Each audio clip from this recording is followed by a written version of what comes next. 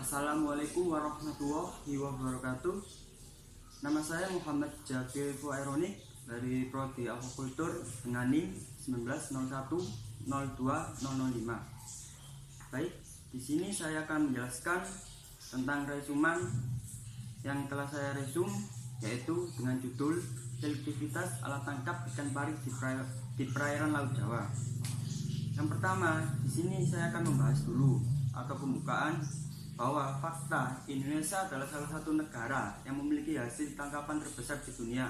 Oleh karena itu, potensi Indonesia dalam perikanan sangat menjanjikan. Kemudian, Indonesia diperkirakan merupakan negara yang paling tinggi dalam penangkapan menghasilkan ikan pari atau ikan ini termasuk dalam kelompok Elasmobranchi. Pada umumnya, nelayan memanfaatkan seluruh bagian Elasmobranchi, baik mulai daging yang untuk dimakan, kulit untuk disamak, dan tulangnya yang dapat digunakan sebagai bahan baku pengobatan lem dan obat-obatan. Baik, dalam hal ini, nelayan yang ada di pantai utara Jawa, khususnya seperti di Lamongan, di Tuban, sangat mengkhususkan usaha untuk menangkap dengan target utama ikan pari.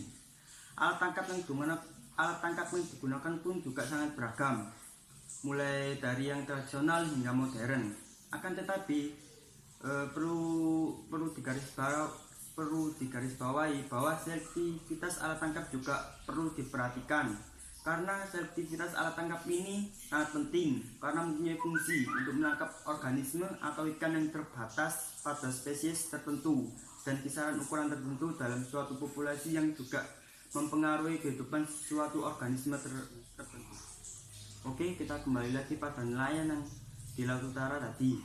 Biasanya alat tangkap yang digunakan oleh nelayan tersebut banyak, terutama ada 3 jenis, yaitu yang pertama berupa gill net atau orang lokal menggunakan jaring lingbone, yang kedua adalah rawit dasar tanpa umpan, dan ketiga disebut dengan cantrang.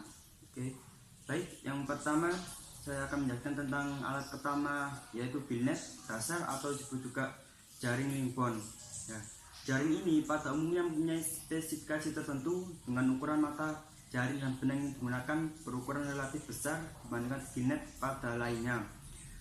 Deskripsi dari jaring ini memiliki panjang jaring 100 sampai dengan 150 piece atau panjang 80 meter per piece dengan lebar jaring 9 mata atau 5 meter. Bahan jaring ini dibuat dari nilon multifilamen dengan diameter 3 mm dengan besar mata jaring atau mesh dengan 40 sampai dengan 50 cm.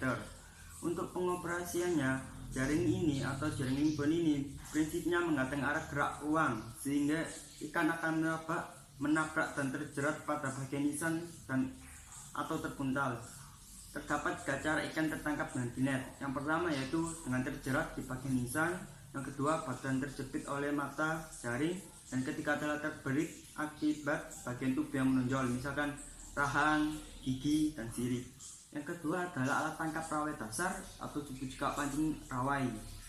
Alat tangkap ini memiliki spesifikasi atau deskripsi sebagai alat dasar untuk menangkap ikan pari yang digunakan nelayan di Cirebon atau dikenal dengan nama pancing senggol.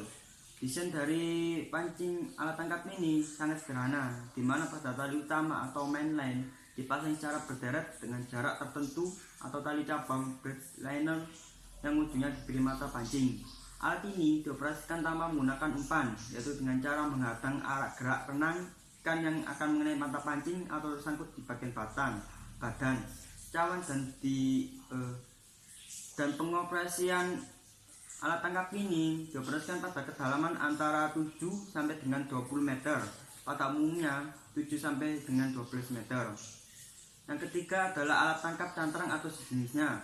Alat tangkap ini memiliki peranan penting dalam perikanan tradisional di perairan utara Jawa. Dikenal dengan nama cantrang besar, pada prinsipnya cantrang ini terdiri atas kantong atau kon, badan, sayap, dan mulut. Deskripsi alat tangkap ini atau spesifikasi cara umumnya, pengoperasian cantrang ini memiliki panjang sayap 15 meter, tali iris atas yang diberi pelampung dari bahan fiber berdiameter 24 cm, dan pada tali iris bawah diberi pemberat timah atau batu berbobot 11,5 kg. Oke, sekian penjelasan dari apa yang telah saya resum. Kiranya mungkin ada yang kurang bisa ditambahkan atau diberi tambahan. Sekian, wassalamualaikum warahmatullahi wabarakatuh.